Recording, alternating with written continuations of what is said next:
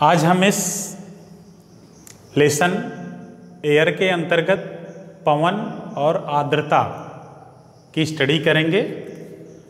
इस स्टडी कार्य से पहले हमने इस लेसन में आपको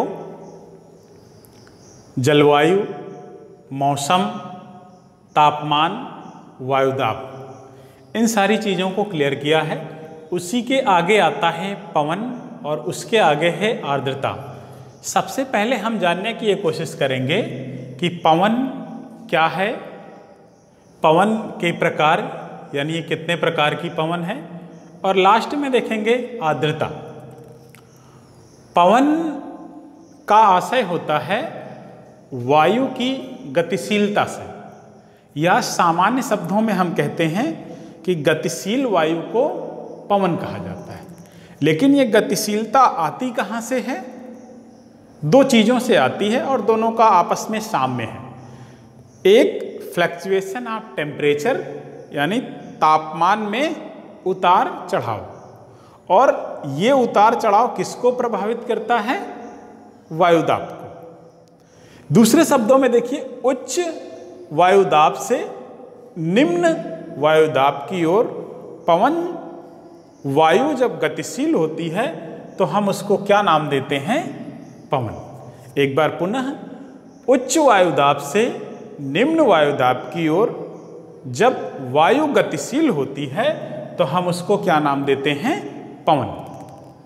फिर अगले टॉपिक पर आते हैं, पवन के प्रकार। पवन की टेंडेंसी कैसी है, प्रवृत्ति कैसी है, उसके आधार पर क्या है, भूगोल वेत्ताओं ने 3 प्रकार की पवन का वर्णन किया है। पहला स्थायी पवने, दूसरा मौसमी पवने, और तीसरा स्थानीय पवने या लोकल विंड्स।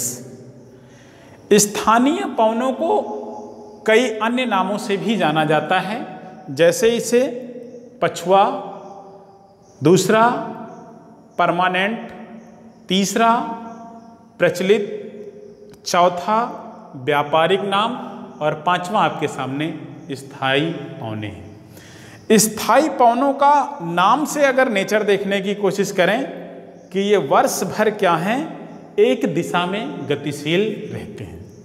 अब ये वर्ष भर एक दिशा में गतिशील कैसे रहते हैं, ये जानने की कोशिश करते हैं।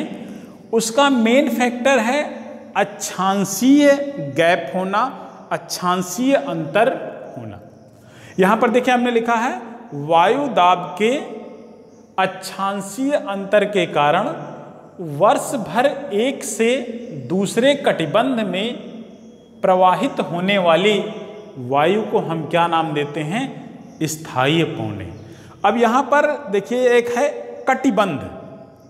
कटिबंध का 6 में आपने स्टडी किया होगा। हमारी पृथ्वी पर 3 कटिबंध हैं। सबसे जहां टेम्परेचर मैक्सिमम होता है हम उसको उष्ण कटिबंध कहते हैं, दूसरा उससे कम शीतोष्ण कटिबंध, और तीसरा सबसे कम हम उसको कहते हैं शीत कटिबंध। यानी एक कटिबंध में से दूसरे कटिबंध में वर्ष भर चलने वाली वायु को हम क्या कहते हैं? पवन कहते हैं। और ये होता क्यों है? क्योंकि एक कटिबंध और दूसरे कटिबंध में क्या है?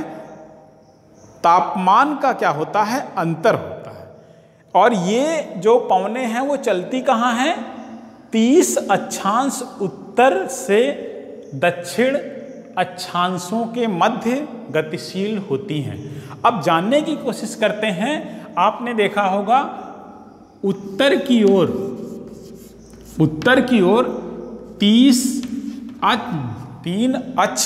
30 अक्ष अंशांश जो है उसमें आप देखेंगे तो आपको ये कर्क रेखा नजर आती है। जब इसी अक्षांश पर हम दक्षिण की ओर चलते हैं तो यहाँ पर आपको मकर रेखा दिखाई देती है। यानी मकर रेखा डिवाइड करती है उष्ण कटिबंध और शीतोष्ण कटिबंध को। कहाँ पर? ये दक्षिण की ओर भूमध्य रेखा। और उत्तर की ओर डिसाइड करती है एक कटिबंध से दूसरे कटिबंध में कौन सी रेखा, कर्क रेखा। यानी अगर हम उत्तर या उत्तरी अक्षांश में चलें तो शीतोष्ण से उष्ण की ओर या उष्ण से शीतोष्ण की ओर जो वायु वर्ष भर गतिशील रहती है हम उसे क्या नाम देते हैं, स्थायी पौने, व्यापारिक पौने, प्रचलित पौने, पछुआ पौने, एक्सटेंड। अब देखिए इसे व्यापारिक पौने क्यों कहते हैं, क्योंकि प्राचीन समय में या आज भी आप देखेंगे नावों के माध्यम से व्यापार होता है और व्यापार के लिए अगर एक जैसी क्या है हमें हवा मिल रही है जो हमारे नाव को, हमारे जलयान को आगे की ओर ले जाने में मदद करती है, तो व्यापारियों ने इसका नाम व्यापारिक पौने रख दिया और सबसे पहले जर्मन व्यापारी ने इसका नाम रखा था ट्रेड विंड। आगे की ओर चलते हैं मौसमी पौने। वे पवन या वे वायु जो क्या हैं ऋतुओं के आधार पर परिवर्तन लाते हैं या परिवर्तित होकर के चलती हैं, हम उसे मौसमी पौने कहते हैं। जैसे भारत के परिप्रेक्ष्य में देखेंगे, भारत की जलवायु कैसी है, मौसमी जलवायु है और ये मौसम मानसूनी जलवायु है और ये मानसूनी शब्द किस भाषा, अरबी भाषा के मौसम शब्द से बना है। और आप देखने की भी कोशिश करेंगे, हमारे यहाँ अगर गर्मी की ऋतु आती है तो आपको लू दिखाई देता है, ठंडी की ऋतु आती है तो आपको कोल्ड विंड दिखाई देते हैं और नॉर्मल पीरियड में भी चला करती हैं। यानी हमारे यहाँ ऋतु का परिवर्तन हुआ तो क्या है, पवनों में भी परिवर्तन नजर आता है। इसलिए अरबी भाषा का जो मौसम शब्द है उससे हमारी जलवायु को इंडिकेट किया गया है। तीसरा जो है वो है स्थानीय पौने, लोकल पौने। इनमें क्या होता है, क्षेत्र बहुत छोटा होता है, वहाँ पर टेम्परेचर में या वायु दाब में परिवर्तन आता है, उसके आधार पर जो वायु गतिशील होती है उसे हम स्थानीय पवन के नाम से जानते हैं। आप इसके उदाहरण के रूप में देख सकते हैं, चिनूक का नाम सुना होगा, इस समय टीवी में बहुत चर्चित है। भारत के पास ये जो फाइटर प्लेन के रूप में चिनूक, जिस पर आप देखते होंगे दो डायने ऐसे नाचा करते हैं, वही चिनूक है। गर्मियों में अमेरिका में जो उष्ण हवा चलती है उसको चिनूक कहते हैं और इसी से प्रेरित होकर के उसका नाम लिया गया है। भारत में आप देखते हैं मई और जून के महीने में क्या है, जब गर्म हवा चलती है तो हम उसको नाम देते हैं लू के रूप में और वो स्थानीय है। अभी ये आप जैसे ही अक्टूबर का महीना आएगा लू का नाम क्या हमारे यहाँ नहीं सुनाई देता है। आगे की ओर चलते हैं, आर्द्रता, ह्यूमिडिटी। ह्यूमिडिटी है क्या जानने की कोशिश करें। वायु में उपस्थित जलवाष्प की मात्रा को हम आर्द्रता या ह्यूमिडिटी कहते हैं।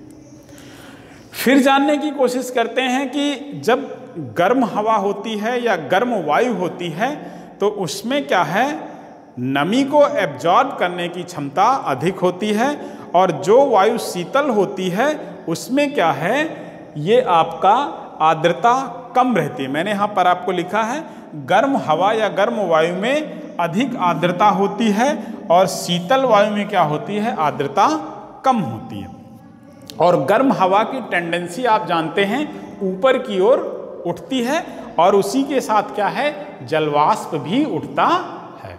और आपको हमने पिछले लेक्चर में बताया था कि 165 मीटर जब हम ऊपर की ओर जाते हैं तो 1 डिग्री सेंटीग्रेड तापमान क्या हो जाता है, कम हो जाता है। जब तापमान कम होता है तो जो जलवाष्प होता है वो क्या है, संघनन की प्रक्रिया से क्या होता है, बूंद के रूप में कन्वर्ट होता है और जो गर्म पवन है वो बूंद को क्या है, अपने में धारण नहीं कर सकती है, इसलिए वो नीचे की ओर आता है, जिसे हम अपनी भाषा में वर्षा या वर्षण के नाम से जानता है। आपकी टेक्स्ट बुक में 3 प्रकार की वर्षाओं का जिक्र किया गया है, पर्वतीय वर्षा, संवहनीय वर्षा और चक्रवाती वर्षा। इन तीनों पर हम कल स्टडी करेंगे। एक बार रिकैप के रूप में देखें, हमने आपको पवन बताया है, पवन के प्रकार बताया है, आर्द्रता हमने आपको बताई है। इतना आज के दिन स्टडी करें। धन्यवाद।